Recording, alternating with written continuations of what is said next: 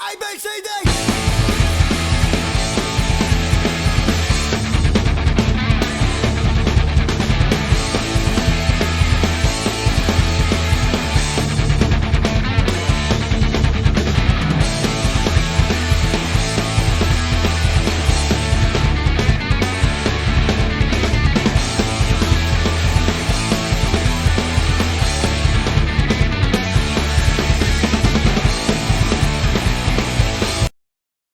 Hello, happy campers. I'm Spike. I'm Chris. And we are geeking out once again. Not necessarily 5 nights worth, but Freddy, we are ready to go. It's been an eventful week. Chris can tell you all about it because I've kind of been asleep this week. I know you've got a review of 5 Nights at Freddy's to kick us off. But oh, we're going to get right into it, huh? Yeah, let's get... No sense in holding back. That's what everybody's tuning in for. Nobody wants to hear us yammer about Disney all over again, although I got things to yammer about Disney all about. But go right ahead, Chris. What you got? 5 Nights at Freddy, the Geeking Out review for all that's worth. What you got? Yes. 5 Yes. Nights at Freddy's. In case you guys have not heard, the movie is out. Yes. And it's based off of a really very popular video game. Understatement of the century there. But go right Sure. ahead. Me, myself, I've played like only 2 of 5 Nights at Freddy's, and to be honest, I did not like the games. They were just boring. They're not scary. But I was excited for the movie because, I don't know, I wasn't going to go in it, and I don't think nobody actually went into 5 Nights at Freddy's and was like, oh, this is going to be a serious horror movie. It was just going to be, I think it's going to be good, but not bad. Mm-hmm. Yeah. And it is. It really is. Of course, if you do not know the premise of the 5 Nights at Freddy's, it is about being a security guard of a really worn out, forgotten children's Pizza joint, basically. Right? Yes. So in other words, it's not Chuck E. Cheese. No. It's Freddy Fazbear's. Yes. Right. Exactly. And then, of course, there's these animatronic bear, duck, rabbit. The various animatronic characters in the band. Yes. And they come to life at night, haunting the security guard. And you have to survive until your shift is over with. It's pretty much simple, right? That's the whole premise. The movie itself, though, keeps that whole premise alive, except it does add a murder mystery, which is honestly pretty cool. So you have the security guard played by Josh Hutcherson, which I believe is from here in Kentucky, I believe, if I remember correctly. Mm-hmm. He plays the security guard who has this problem sleeping because when he sleeps, he remembers his this tragic moment when he was a child, when him and his family was at a park and somebody comes through. that would be a little too cool. Somebody abducted his little brother, and he believes that he's seen the person that done it, but he cannot remember who did it. So it's been bothering him in his entire life. He's been taking care of his little sister, and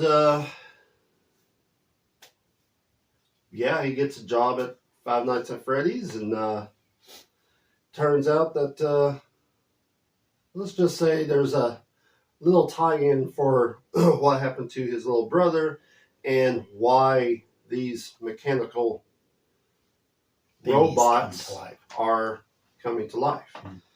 So, yeah. First of all, the movie also has Matthew Lillard. Love Matthew Lillard. He knows who he is. I couldn't tell you that off the top of my head. Shaggy from Scooby-Doo, Scream. Never watched a single Scream movie ever. Well, anyway. Any of the 40 of them. No. Anyway, I agree. I'll I'll take your word for it. But anyway, there's a lot of people that I hear say that they was disappointed because they was kind of hoping that this movie was more violent. The deaths in this movie, it happens off camera. So it doesn't actually show, it's not bloody. It's not gory. The movie itself is not even scary. It's actually really funny. There's a lot of funny parts to where, it's it's like seeing these scary animatronic animals come at you, but yet they stop and they do a little funny thing, and which makes the audience kind of go, just a little bit. But yeah, I mean, it's a good Halloween movie, but yeah, it's not scary. It's not a bad movie. It's just it is what it is. It's what you thought it would be, So yeah. The thing about Five Nights at Freddy's, okay, Five Nights at Freddy's was Jump Scare the video game.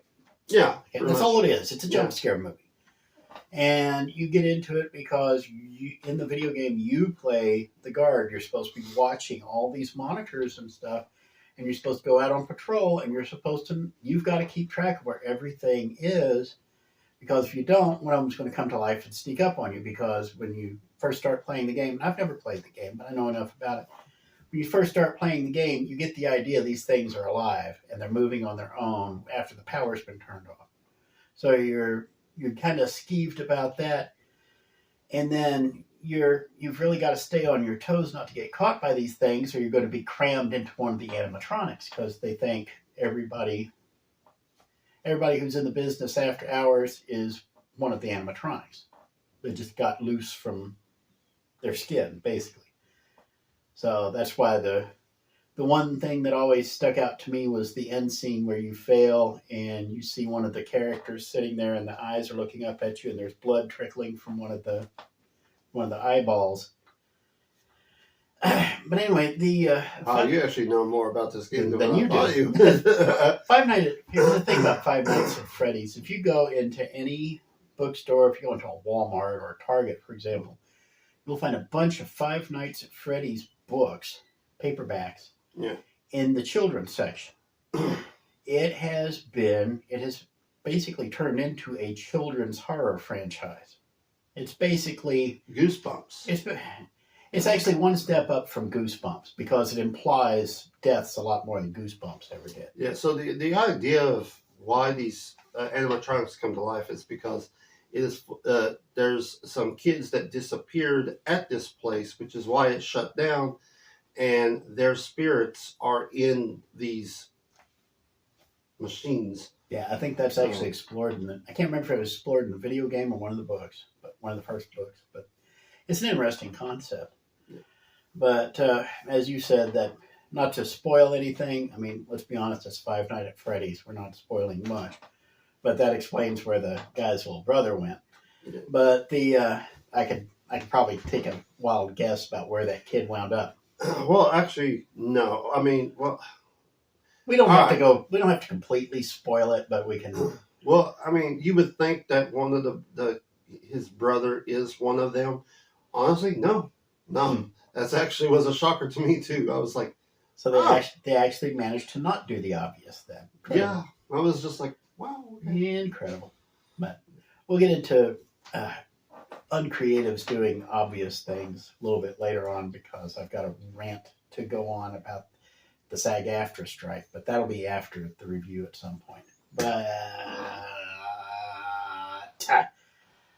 anyway, as I was saying, Five Nights at Freddy's has basically become the horror franchise for children. There's another, kind of like the Teenage Mutant Ninja Turtles basically became a children's action franchise. Okay? I mean, none of them really have superpowers, so it's not like they're superheroes. It's just they're all ninjas. And when Teenage Mutant Ninja Turtles first started in like 83, 84, it was supposed to be a parody of the X-Men. I think we've gone over this before. It was a parody of the X-Men, but there was blood. Not a lot of gore, but there was blood flying everywhere. They were not slicing robots in half. We'll say that. And then once the cartoon hit in like 86, 87, then all of a sudden all the violent stuff kind of went away and they started fighting robots and it became a full-blown kids franchise to the point that Pluto TV has an entire channel devoted to nothing but Teenage Mutant Ninja Turtles because Nickelodeon now owns the Turtles. Incidentally, just saw advertisements for this. They're actually doing Avatar and Legend of Korra marathons on the weekends on the Turtles channel. So every Saturday and Sunday they're doing nothing but I guess you get Turtles through the week, and then on the weekends you get Avatar: The Last Airbender and The Legend of Korra. So I'm excited on that. It's not James Cameron's Avatar, the real Avatar. The better Avatar. There are no blue furries here, okay? But anyway, like I said, so the movie's rated PG-13, but you said it actually should have been more like a PG. Yeah, because again, like the deaths, you can see that the deaths are going to be gory, but it cuts away before it happens, and so you just hear like a scream or a thud, and that's pretty much it. And yeah, so that's what passes for a children's. I will say this franchise in Hollywood. Excuse me. I will say this: there is a one character that I kind of wish we did get to see the death of. The aunt, she terrorized her nephew and niece and stuff like that, and because she's been trying to get custody of the niece so she can get money from the state every, and she's basically the villain of the movie. Well, one of the villains of the movie. And she's about to die, and it doesn't show it until later on. You just see her laying on the floor, and it's like, that's one death I would actually like to see. And you're not going to, Garrett. It's like, dang it. I'll bet you money within, well, they'll probably knock out one more sequel to this. Oh, yeah. They'll if not two. And then odds are it'll turn up on Nickelodeon, and it's going to be the new Nickelodeon horror thing. Probably go with the new Are You Afraid of the Dark or something. It's a possibility. It's a possibility. But yeah. Okay, so it's time now for the rule of 5. We have a rule of 5 here at Geeking Out whenever we do a review. Our reviews go from 5 to 0. And Chris is Mr. 5 o'clock, let's be honest. But as far as movies are concerned, 5 is Saturday night with a date. You're paying full price. 4 is discounted afternoon matinee. 3, maybe you rent it on Blu-ray or DVD. 2, you wait for it to come on Netflix. 1, you wait for it to come on Pluto TV. And 0, you wouldn't even watch it drunk. Where would you place Five Nights at Freddy's, Christopher? I had a good time with the movie. Again, it's exactly what you expect. It's not big. It's not small. It's just right. Yeah, it's just right. I give it a 3. Give it a 3. So good enough for a Redbox rental, but not really. Yeah, going out and seeing whatever, Which honestly, actually it is on streaming service too. Yes, it's on Peacock. Yeah, it's one of the Universal things. So, yeah. So it probably won't turn up on Paramount, but it'll turn up on Universal Kids at some point. But, unless Universal just runs it into the ground. And actually, if it's Universal, that means the Five Nights at Freddy's characters are going to start turning up at the parks. It's Blumhouse. Yeah, so the new Blumhouse. Okay, I'm going to come right out and say it. I don't care about Blumhouse. I do not care. Of course, I'm not a terror fan. I'm not a horror fan. Neither am I. But it's Blumhouse has its fans. I'd rather sit down and watch something that's actually written well. But anyway, so you give it a 3 out of 5. That takes care of Five Nights at Freddy's. We will bury that bear right here and there. Now, speaking of poorly written and poorly executed things, let's get to SAG-AFTRA, and the actor strike goes on. Okay, now, actually, a few weeks ago, Chris asked, because if you remember, the story so far this year has been the writers went on strike. Yes. Somebody else went on strike. There were two unions went on strike at the same time: the Writers Guild and It was the writers, the actors, and I think it was the animation. I don't know. I can't remember. There were two unions went on strike, two Hollywood unions. And then SAG-AFTRA, which is the Screen Actors Guild, and the American Federation of Radio and Television Actors, which is the actors union in America, headed up by Fran the Nanny Drescher, by the way. And they came in solidarity with the Writers Guild. Well, the Writers Guild finally resolved their strike, and then SAG-AFTRA said, well, we had all these strike posters printed up. Let's go ahead and make a phony baloney point. The hang up for SAG-AFTRA right now is that they really, really, really want a taste of streaming rights. Okay, we talked about this on the last episode. They want the same deal that Sirius XM wound up having to give to the guys who handle the music rights. Okay, that's SCAP and BMI. So basically, if you listen to satellite radio, you have to pay an extra $1 or $2 every month to get the composers union and the writers union out of your hair, so that way they can get a sweet little taste out of all those streaming things, and then take it back, whatever's left over once they finish paying for their hookers and blow at the union. They'll throw a few crumbs to the composers and the writers. That's what SAG-AFTRA wants to do. They want hookers and blow too. So that's the hang up right now. I said it last time, they want $1 for every streaming subscription. Did I say streaming subscription? Yes, you did. Close enough. Streaming subscription. Now, I was probably right the first time. I'll say streaming subscription if you're going to be paying $1 extra for each one of these things. No idea what this does to services like Pluto TV and stuff if this actually goes through. The little free ones. Mm. But maybe just pay $1 for them. Dollar goes to them, right? Well, the big thing is a lot. Okay, understand how Hollywood is set up. You've got people who are above the line and people who are below the line. That's the phrase. Are you familiar with this? Yeah. The guys who are above the line are...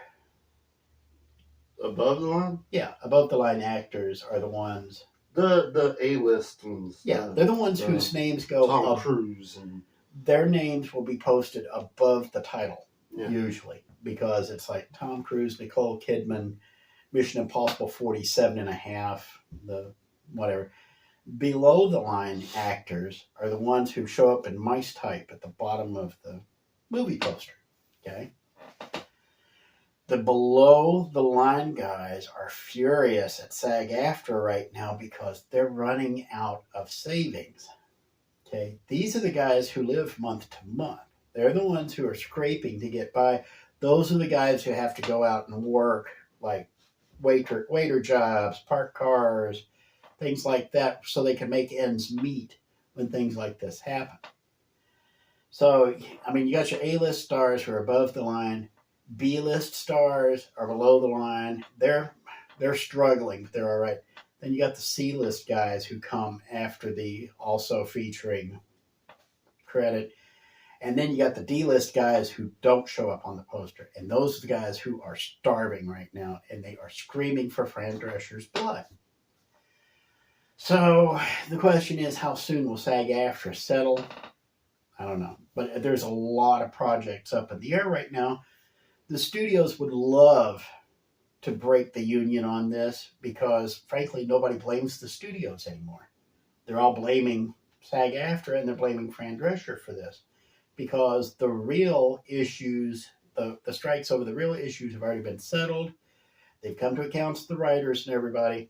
Now it's down to the Screen Actors Guild. So The real question is, how much longer will the union tolerate this before people start crossing the picket lines?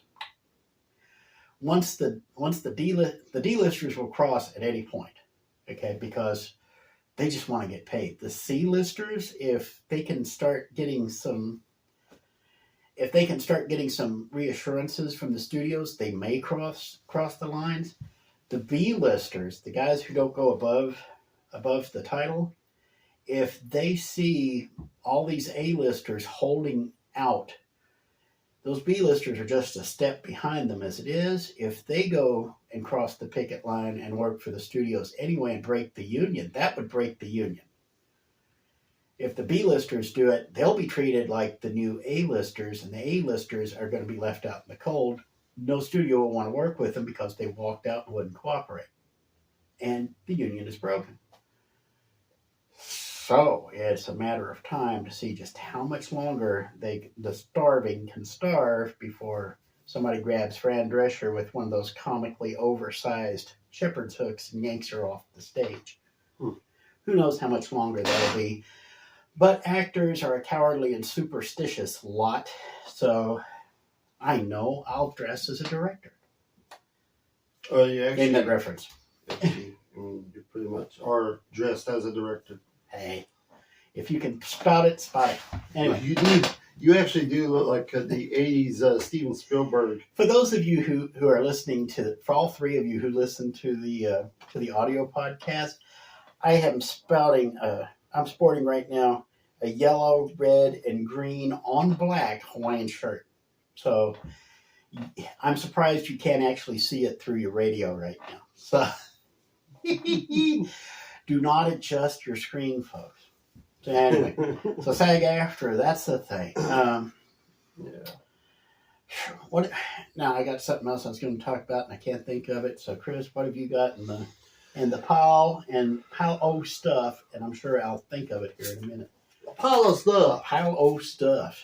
Pile of stuff. This is the segment where I've written my stuff down and got some cards, and I'm going to read off of them. And for those of you who are watching at home on your radios, sorry, I forget that people actually listen to us. Not many, but enough. Boy, there's a rant and a half. I don't know what's happened. I really don't know. This is a little behind the scenes stuff here.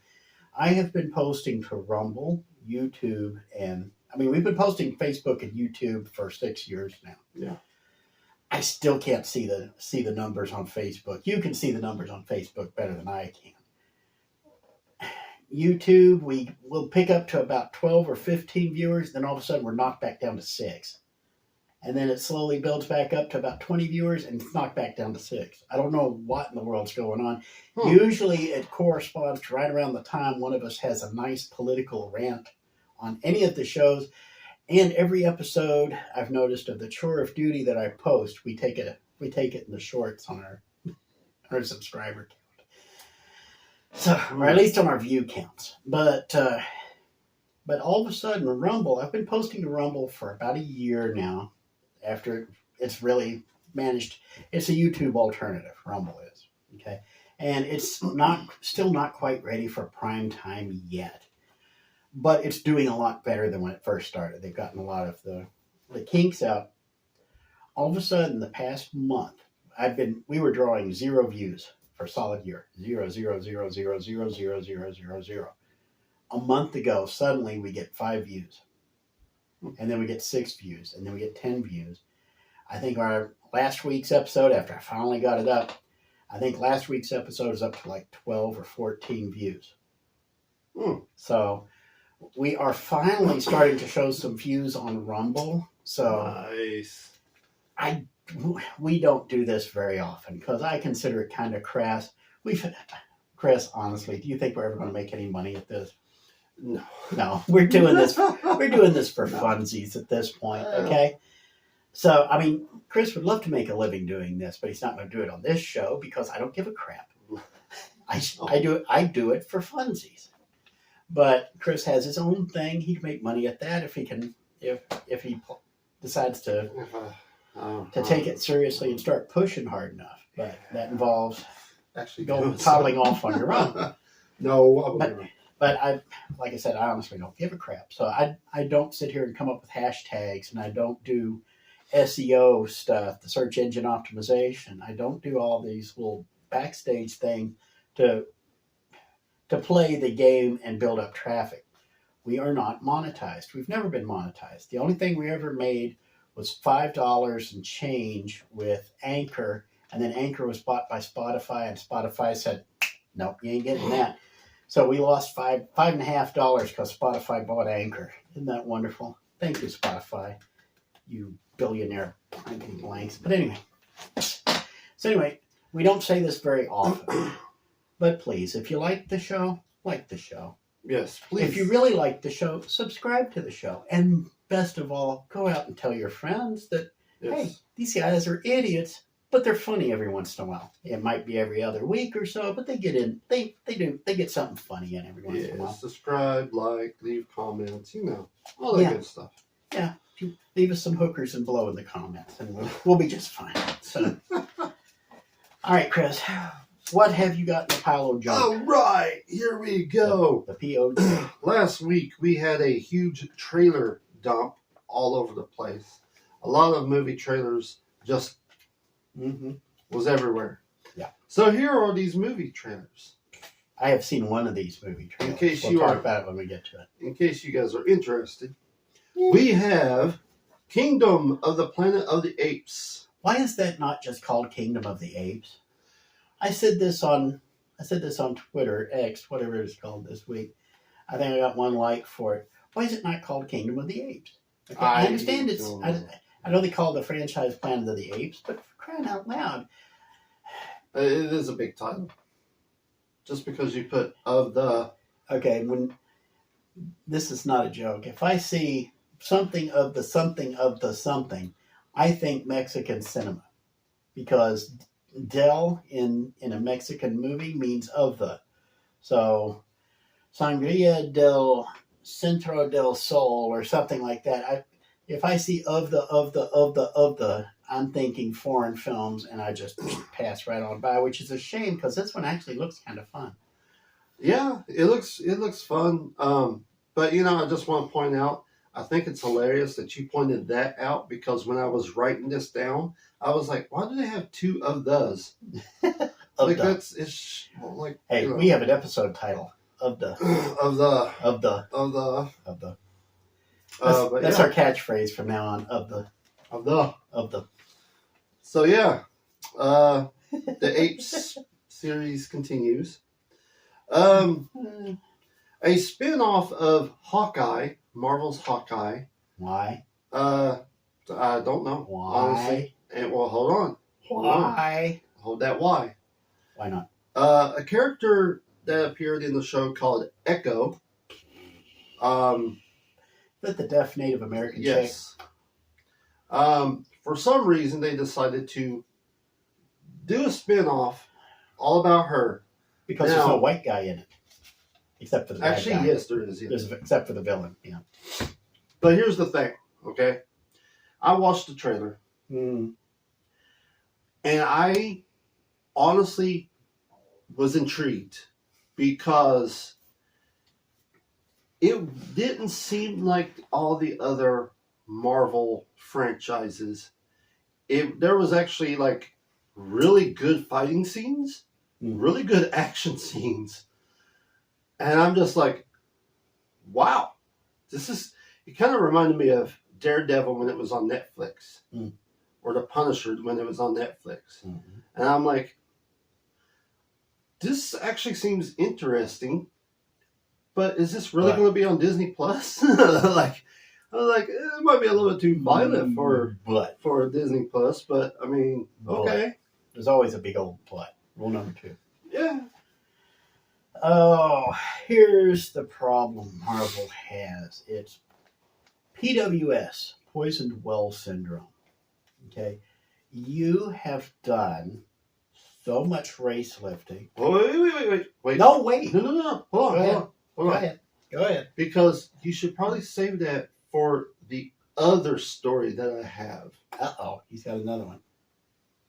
Okay, we'll let's put a bookmark on this one. We'll come back to it. Yes. So what's your? Because that one's called Marvel in Trouble. So I've seen that one. That was the Variety thing, right? Okay, go ahead and Yeah, talk. Let's talk about the Variety article. Go ahead and tell them about that. I'll go ahead and go into that one. Yeah, let's just jump straight to it so we can cover it all at one foul swoop. All right. So yes, Variety has published this article called Marvel in Trouble, and there's this huge thing about why, of course, which we have been talking about for how long now? 6 years. And now people are starting to see it. So, hey, Chris, welcome to the I Told You So circus. Because usually I'm the one telling you I told you so. Now you can finally tell everybody I told you so. And it is rarefied air up here. yeah.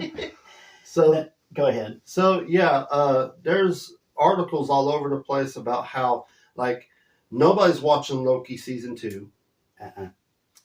The Marvels is about to come out, and nobody wants to see it either. The trailer alone. First of all, I want to talk about the trailer for the Marvels. Oh boy! In the trailer, it has Brie Larson as Miss Marvel, going, "I'm sort of a celebrity here," and it does flashbacks of when she was fighting Thanos, and I'm like, you do realize it's not just you, and you did not take down Thanos by yourself, right? So the whole fact that she's like, I'm sort of a celebrity down here, is like, really? Are you? Like, you and what, 1,000 others that took on Thanos? A cast of hundreds. You're like, I mean, okay.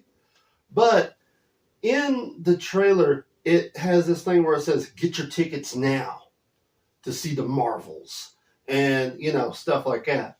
Well, I've been seeing this commercial for, I'm thinking, oh man, like the last couple of months. And every time it says, get your tickets now, I'm like, I wonder how much tickets that they've actually sold. Well, hold on, I'm having to take notes here real quick because I'm thinking 1,000 miles a minute. Go right ahead and continue. I don't know the exact number, but it was released saying that ticket sales for the Marvels is low than what they thought it would be. So, yeah. Which I thought it would. They're saying somewhere about a $40 to $60 million opening weekend, which would be disastrous for this film because I'm pretty sure it is minimum $200 million budget. You have to double that to count for all the trailers and ads that you're seeing. Yeah. So then you make $400 million to break even. They're pushing the Marvels to be the big Marvel movie, and I really don't think it's going to do that. I really don't think it's going to make it that far. I have a feeling that it is going to be a bomb at the box office. It might make some money, but I don't think it's going to make what they put into it. So, yeah. The Marvel is in trouble. They say that they're trying to fix things, but I doubt that they are going to do anything to revive what they have already destroyed, because there's already more pushback on I can't remember the guy's name that plays Kang the Conqueror. Apparently he's in more trouble. After he was in trouble, they fired him, brought him back, and now he's in trouble again. So, yeah. And also, finally, somebody pointed out how that Kang the Conqueror acted really horrible. And I was like, that's what I've been trying to say. They've been trying to put this guy up as the next big baddie like Thanos. And I am not impressed by it at all. So, I'm not the only one. He's writing over there like crazy. What you got? It seems like every week for the past month or two, all we do is talk about Disney. We go on like a 15, 20-minute rant about Disney because Disney is just blowing it so bad, and we just keep calling it out week after week after week after week. Well, the falafel has hit the fan this week. That Variety piece basically Variety is saying out loud what people have been saying for years, both on the fan side and the professional side inside. Yeah. Okay, the insiders, the outsiders, the pros, and then the what they call the fandom menace, basically. That's specifically the Star Wars fans who hate the direction Star Wars has come in since Disney took over. Okay, so first off, that Variety, nothing happens in Hollywood without the studio's little fingerprints all over it. Yeah. Okay, nothing happens. You might get an independent bust out once in a while, like a Blair Witch or something like that. Most of the time, the little fingers are moving the little strings, and everybody's just dancing the tune, including Variety magazine. Variety putting this out has to have done it, and I guarantee this is going to come out. Variety did it at the behest of Disney. Marvel in trouble. Okay. This is basically Bob Iger trying to take the Etch-a-Sketch, turn it upside down, and shake it so you can start over. Because there's so much dreck, there's so much garbage, there's so much filth in the pipeline right now. Basically, he wants to take creative X-Lax and just all over everything, all over the walls, just get it out of the pipeline. Okay. This is why there are rumors about a new Avengers film starting. And we actually talked about this back around Endgame. The idea was Avengers Endgame was supposed to end what they call Phase 3. Okay. This is about the time that the normies, the people who don't watch the industry news, that Avengers Endgame is where people started finding out Marvel actually had an overarching plan. There was a Phase 1 that started with Iron Man, and then Phase 2, and then Phase 3 that ended with Endgame. And then they're going to start Phase 4. And the story started coming out early that this was all going to be feminist stuff. It's going to be race-lifted stuff. It's going to be woke dreck. Okay? Phase 4, and then Phase 5, they were hoping was going to be a little bit better. No, more of the same. We got the Marvels coming out. We had all this other stuff. We had not the Black Panther and all the other stuff come in. Okay. Which honestly was a shame because Black Panther 2 is not nearly as bad as it could have been. But still, it has the taint to it, which I'm going to talk about in a minute. Bob Iger is telling Kevin Feige if he doesn't fix this, he's out the door. If he's not out the door already. Scuttlebutt, don't you do it. Scuttlebutt says Kevin Feige already has one foot out the door. He's dancing anyway. Scuttlebutt. Kevin Feige already has one foot out the door. They're going to start Phase 6 early. They have completely given up on Phase 5. Okay, Phase 4 is done. Phase 5 is dead. And they're probably going to bury it with the Marvels. Okay? Maybe with Echo. It depends on who outlasts the other. We'll get to Echo in a minute. All right. Phase 6 is going to begin with a new Avengers movie. This is the scuttlebutt.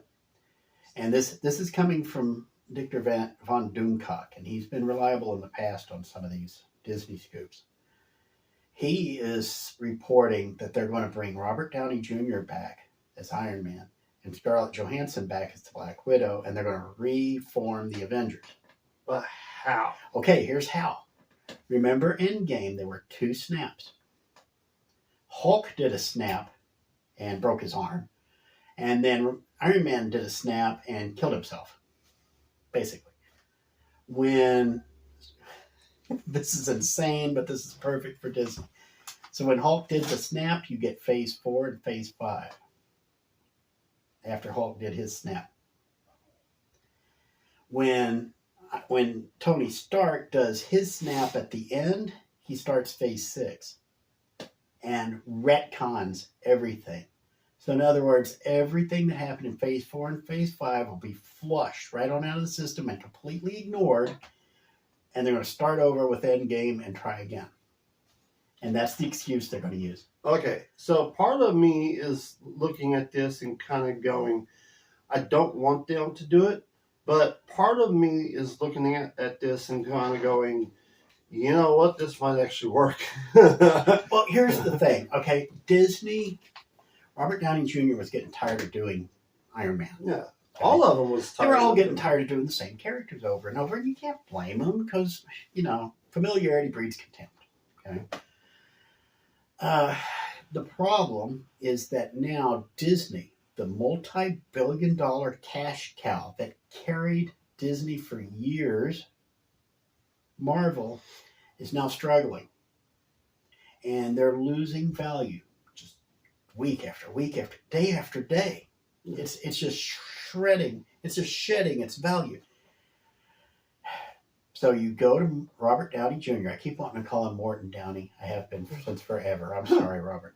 You go to Robert Downey Jr. and say, I will give you anything. I will give you a blank check. I need you to come back and be Iron Man in at least one more movie. 2 if you're feeling generous. Okay. Because you can pay Robert Downey Jr. $100 million to do one film. Chris, if Robert Downey Jr. is playing Iron Man in the new Avengers movie, would you go see it? Yes. Yes, you would, because Robert Downey Jr. represented the quality era, the populist era, the popular era of Marvel. Okay, the good old days, quote unquote. Scarlett Johansson's going to be back as the Black Widow just to mollify the feminists. Okay, and they'll pay her whatever.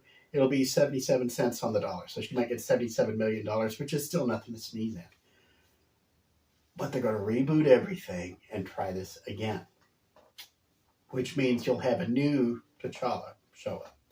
That fixes Black Panther.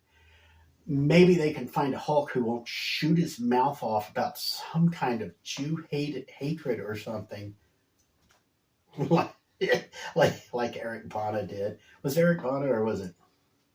Well, Mark Ruffalo's the Mark Ruffalo's the hater. Yeah, that's right. I keep getting them confused because I never paid any attention to any of them. Bill Bixby and Lou Ferrigno, that's your Hulk. Anyway, which if they were to do a Hulk movie based on that, I would watch. Then we need to sit down and fantasy book a new Hulk movie. Who would we have to replay? Who would we have to play Bill Bixby playing David Banner, and who would we have playing Lou Ferrigno playing the Hulk, Incredible Hulk? But that's another day. Arnold. No. Don't make me go down that. Don't make me go down that. Hear me out. Don't make me go down that alley. Hear me out. Okay. Go ahead. Okay, hear me out. All right. Rick Moranis. And then when he becomes the Hulk, Arnold. Or Dave Bautista. You're about 20. Well, you're about 30 years too late on the first one, and about 10 years too late on the second one. Yeah. I agree with the idea of using wrestlers, though. Shoot, I shouldn't go there. We're getting off topic. I could think of some things to do there. Okay, moving on. Okay, my next thought, and I've been writing this down, remember, meat substitutes. No, hear me out. Meat substitutes. Remember when fake meat was all the rage? Everybody was pouring millions of dollars into research and development. I mean, hundreds of millions of dollars. Figuring out how to make soy-based, not just soy-based, but plant-based meat substitutes. I am so confused on what's happening. No. Stay with me here. Stay with me. Okay? Hang in there. Just follow me to the end. They spent all this money on meat substitutes. You had Beyond Meat, you had Impossible Meat, you had all these other non-meat meat companies. Okay. And they couldn't sell it for Adam. They couldn't get anybody to buy it. The reason why is because everybody was too busy virtue signaling how much they cared about the environment and the animals to actually sit down and drop hard-earned shekels on paying for this crappy, hormone-laden, made from crushed roots, fake meat. Okay? So the audience swore up and down it was there. They were down with the struggle and everything. Never turned up at the register to pay for it. So Impossible and Beyond and all these other guys are losing billions of dollars a year And they will continue until they finally go bankrupt. They're going to go away in another year or two. It was a fad. Right. What has that got to do with Marvel Phase 4 and 5? People swore up and down they wanted representation. Yeah. They wanted diversity in their movies. They wanted equity in their movies. They wanted inclusivity in their movies. Swore up and down that's what they want. DEI. Or as I call it, DIE. Nobody was willing to pay for it. And Disney didn't just bet the farm on DEI. They doubled down and mortgaged everybody else, other people's farms to pay for it. That's what happened to Star Wars. That's what happened to all the other properties that they have. They have run them all into the ground, doubling down on this DEI stuff. Here goes our YouTube count again. But it's... But I'm serious. People were signaling their virtues about how much they would be willing to support this, and then when it came time to put the shekels down, off they go. Never materialized. So Hollywood is stuck with all this woke crap in the system. There's actually a related story to that. I'm going to go on a tangent here. I know it's odd. I don't usually go off on tangents. Please. Chris, just give me off the top of your head, how many scripts do Hollywood's big studios have to review in a year? How many scripts are submitted to the Hollywood studios? Oh, I'm going to say probably a good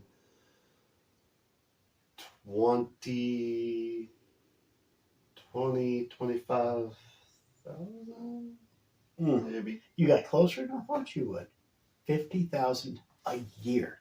50,000 a year. 50,000 completed scripts every year. Because you got the writers who are not well known, and then you got wannabe writers. Right. Who's like, I have an idea. Here it is. And they're all submitting scripts through the talent agencies and throughout. Okay. So if you know somebody who knows somebody, here comes the script out of nowhere. Somebody has to read 50,000 scripts. Yeah. Trust me, Universal does not have one guy who reads all these scripts. Oh, yeah. And it's not just the studios are reading 50. It's not just all the studios at large are reading 50,000 scripts. Each of the studios has to read each of those 50,000 scripts because there's that chance to catch lightning in a bottle. Because they keep coming up with new creative ideas that suddenly make a fortune. Blair Witch just pops out of nowhere. They don't want to miss out. Okay? Well, they have to have somebody read those 50,000 scripts. You want to know why Hollywood is so woke? Okay. You got activists in the boards of directors of these studios and their corporate parents. But none of the producers are going to read 50,000 scripts. None of the directors are going to read 50,000 scripts. The actors certainly aren't going to read 50,000 scripts. Who does the drudge work in any large corporation? The college interns. Yeah. Okay? Especially since October 7th, what do we know about college campuses, Christopher, especially in Southern California? They are chock full of woke. And they despise Jews. But that's another thing. See, I was going to say, it's like, just because you find a script that is amazing and you turn it in and they're like, oh, this is the premise of it. This is good. Right. And they'll be like, okay. But then they will sit there and look at it and read it and be like, this is great. This is amazing. But I will also, there's a few changes that we might want to make on this. For good and bad. And usually for the bad. Yeah. Because remember, okay, so you've got these college interns who have been fully versed in woke for ages, okay? Ever since they set foot on campus, and for a lot of them, long before that, they go through and they start reading these scripts, and they're skimming them over, and they see, here's Iron Man 3, or Iron Man 4, or whatever, Total Recall 2, whatever it is. And do we really need another white guy hero? Toss it. And so they start tossing all these with the white guy heroes. Well, this one has a lot of diverse characters in it. It has a lot of gender benders in it. It's got a lot of representation in it. there's equity, there's inclusivity. I'll pass this along and let them look at it because they're just there to winnow the field. And so you've got a flotilla of about 50 or 100 of these unpaid interns screening it, and 99 of them are woke as all get out, so they're only passing along the woke stuff. Well, it gets up to the guys in charge, and they have to report to woke executives at the studios and their corporate overlords. Well, they have to sit here and they have to go through the woke of the woke. And so it just distills the wokery more and more until you just get this, until you get the marbles. Yeah. You get the people that buys vegan water. You get the people that buy vegan water. Exactly. You get the people. You're telling me about, go ahead and explain to them vegan water. I saw this thing where there's a scam of people actually buying vegan water, and it's like doing, like, they're trying to get the word out that this vegan water is amazing and all this stuff, and everybody knows it's a scam except for I want to say a group. I want to say that there's a bunch of morons out there that actually believes that there is vegan water, and they're buying $80. They're paying $80 for a jug of water that somebody probably took out of their bathtub and saying it's vegan. Chris, quick, name how many 30-year-old vegans do you know? None, honestly. You grow out of it. You get the stupid out and you grow out of it. Okay. There are still people buying organics, and I've told you people before, organics just means it has natural cow poop on it that you can wash off. Seriously, that's the difference between organic and inorganic. Inorganic uses chemical fertilizers, and organic uses cow poop, or sheep poop, or donkey poop, or horse poop, or some combination of dog poop even. Whatever, it's poop, it fertilizes, but they don't sanitize it, so you really got to be careful eating organic stuff. There was a salient point here. What was it? I don't know. Before I wandered off in the poop. Either way. So getting back, rolling it back to Marvel, okay, and all the woke stuff going on. So the 50,000 scripts just overwhelms the system, and the people who are screening it are more inclined to pick woke projects. Yes. Okay, it's basically what I'm trying to say. Here's the problem. I was talking earlier before you did this last story about poisoned well syndrome. Okay, you poison the well, and nobody's willing to drink from that water anymore. I don't care how vegan it is. Okay? Nobody wants to drink the water anymore. Echo. Now, you heard me treat that with contempt at first. It's the reflex. Yeah. We have been dealing with so much diversity, inclusivity, and equity. There's that DIE I was talking about. We've been dealing with that woke stuff for so long. It's now knee-jerk reaction. I see a woman in charge, I'm thinking it's a feminist movie. If I see a minority, I'm thinking in a lead, I'm thinking diversity hire. Go ahead, say it. I know this is mean, but I was going to say, hey, she can't speak. There's a selling point right there. Sorry. Here's the thing about Echo, okay? We both said before on this show, if you want diverse characters, roll your own. Stop race lifting existing characters, okay? Create your own characters. Make them interesting. Put them in interesting situations. Give them interesting characteristics.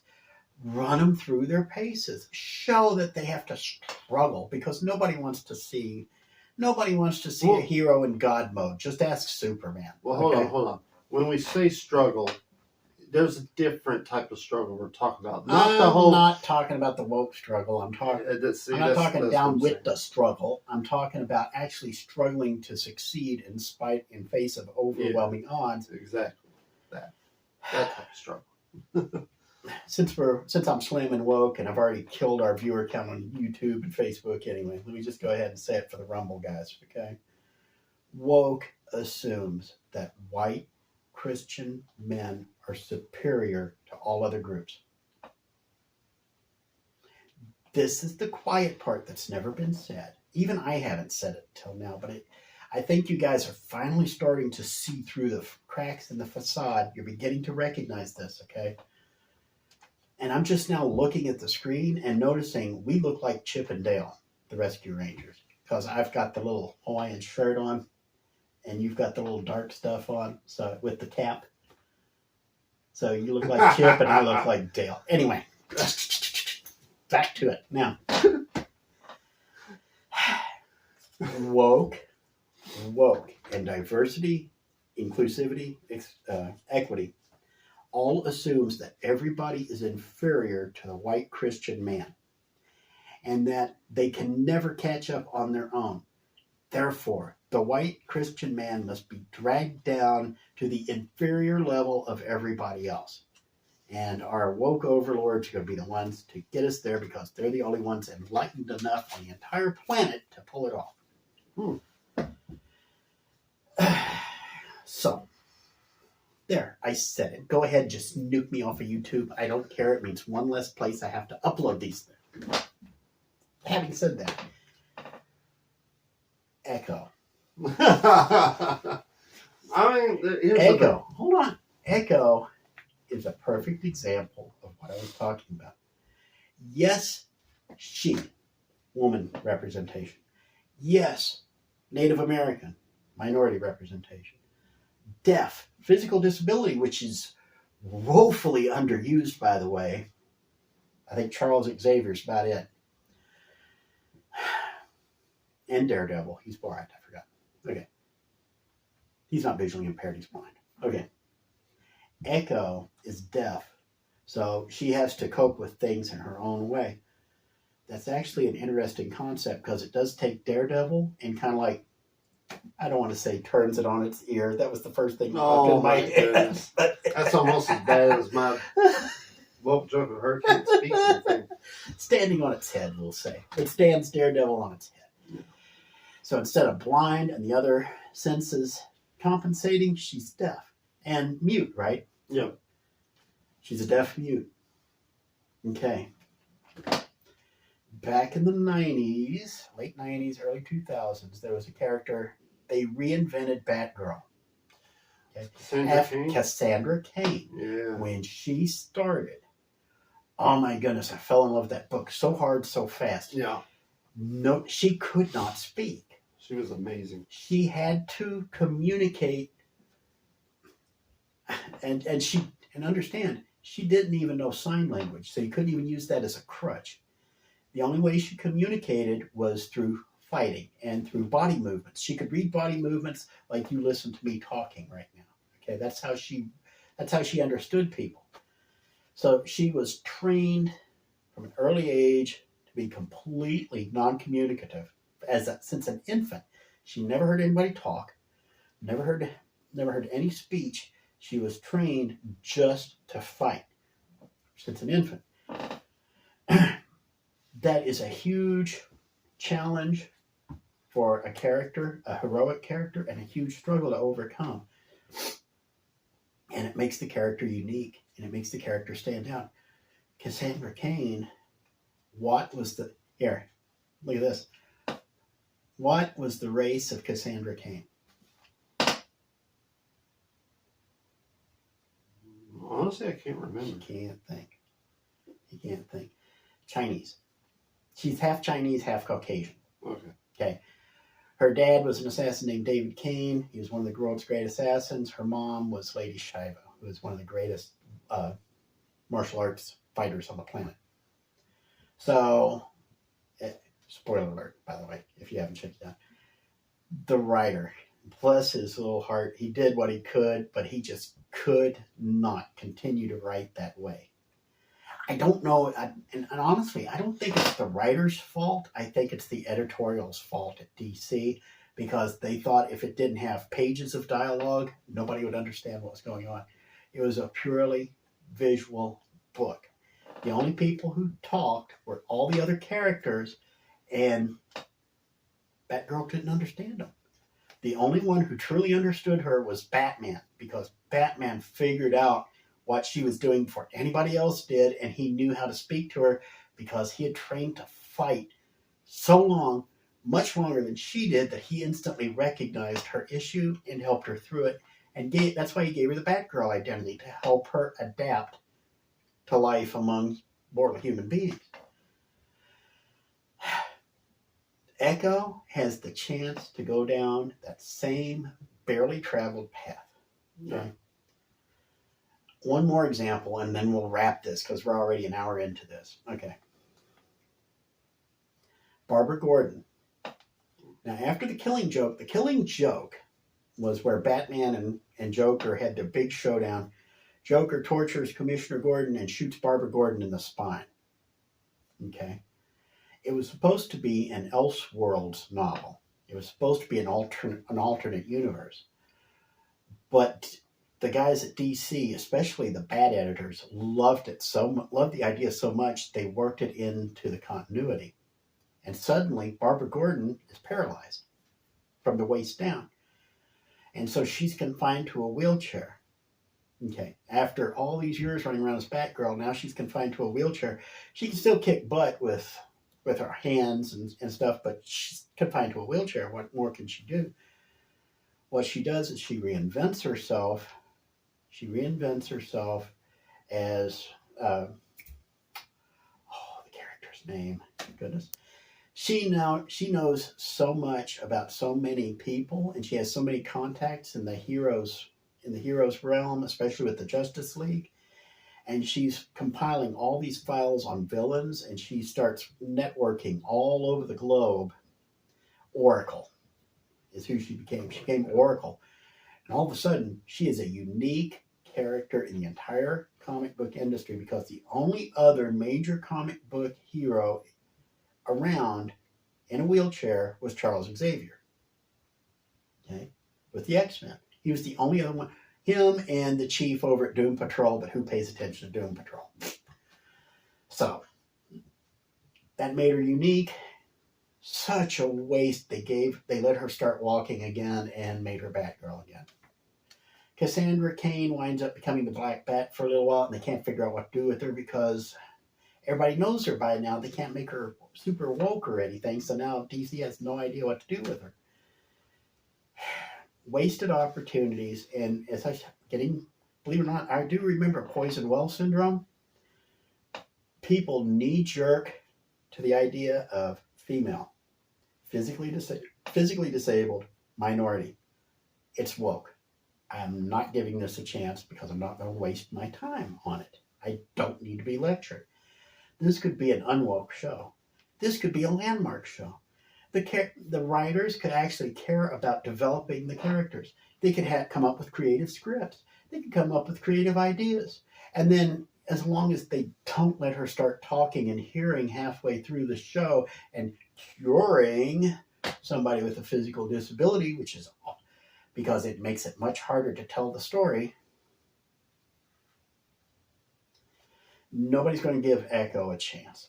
And and like I said earlier in the episode when we started, I blew off the whole idea because it was like, why would I heard Native American deaf, and I was like, I'm done.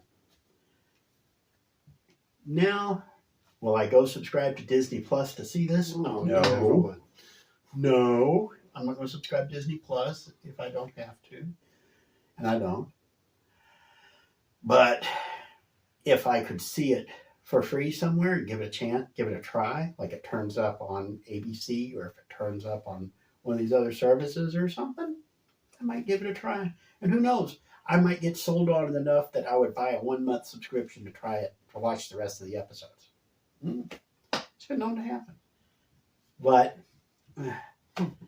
you poisoned the well for so long, so effectively, that who's going to give it a try?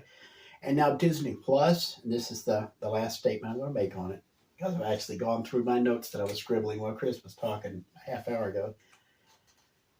Disney Plus is trying to change its perception from being the kid's babysitter, because that's the reputation Disney Plus now has.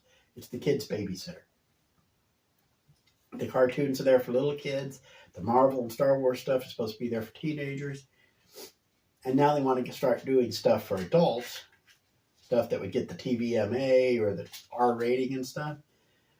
And nobody's going to give it the time of day because they're so used to seeing all the new stuff suck. So now that makes Disney Plus's job that much harder.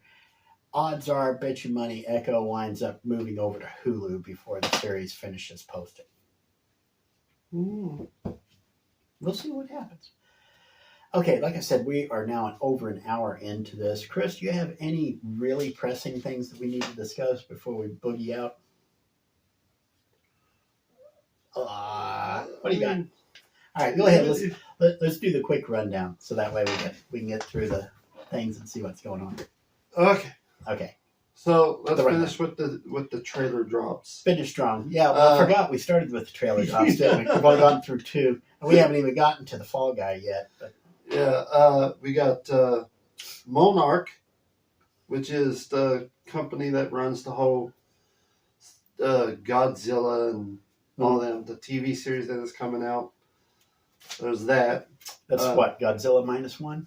No. No, that's a different one. This is. I'm just stepping all over his lines today. The movie is Godzilla -1. That one I want to see. Yes, and then we got Fall Guy. The Fall Guy. Now, remind me again. The lead actor on that one is Ryan Gosling. Okay. I want to like Ryan Gosling. I do. This is not the Fall Guy. This is a Fall Guy. It's not the Fall Guy. The Fall Guy was Lee Majors, and he was an expert stuntman in Hollywood who wound up chasing guys jumping bail. This looks like a comedy mystery movie. Yeah. No. And besides, wasn't Ryan Gosling? What other characters did Ryan Gosling play? What do I know him from? Ken and Barbie. Ken and Barbie. Another movie I didn't see and don't care about. Okay, show my ignorance. Who was Green Lantern in the movie? Ryan Reynolds. Ryan Reynolds. I keep getting those two confused. You can't keep throwing Ryans at me, doggone it. Okay. I was like, At least I checked this time. I've been down that rickety road before. I'm going to have to start leaving notes for myself on the walls here. I'm going to start tearing all the decorations down, just leaving notes for myself. Anyway, I don't care about the Fall Guy. Yeah. So what else we got?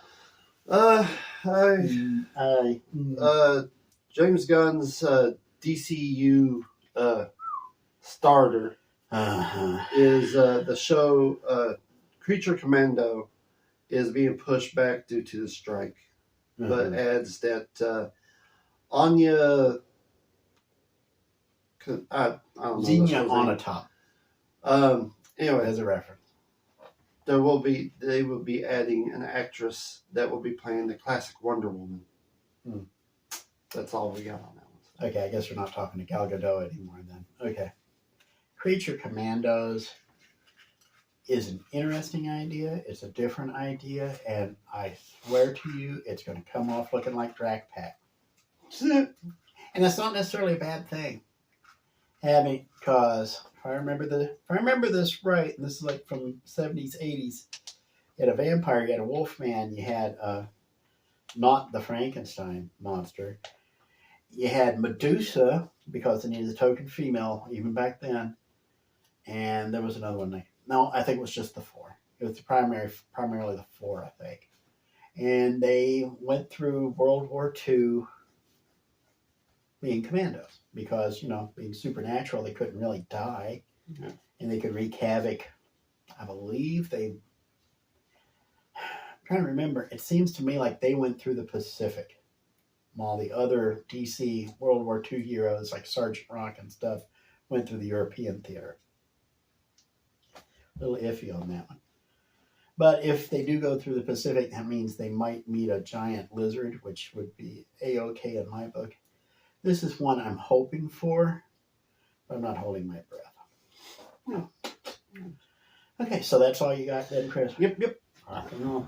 All right, let us get this out the door already. Hopefully before we record the next episode. But Yes. By the way, just a quick question. I have stopped doing all the post-production stuff on the last few episodes, as you kind of noticed, so because we're not like in the corner of the screen anymore and we don't have the little rundown and stuff. What do you think about that? Because this makes it a lot easier on me. Would you rather get more timely episodes, or would you rather get the overproduced episodes that I've been doing? Because it doesn't matter what you say, I'm doing this. But I would like to hear your opinions about it, but just understand your opinion means squat to me, okay? Because I am too old, too fat, and too bald to care anymore. So, so until next time, I am your old, fat, bald Spike. I'm not quite as old, but still fat and getting bald, Chris. Now wait a minute. Don't make me. I'll do it. You know it. You know I'll do it. You know I'll do it. You almost expect me to rip it off his head. I will. Like this. He'll bite. That's the problem. I will bite, and then I'll sing the Scuttlebutt song all over the place. Scuttlebutt. See, there he goes. Until next time, y'all keep on geeking out. Bye. Bye.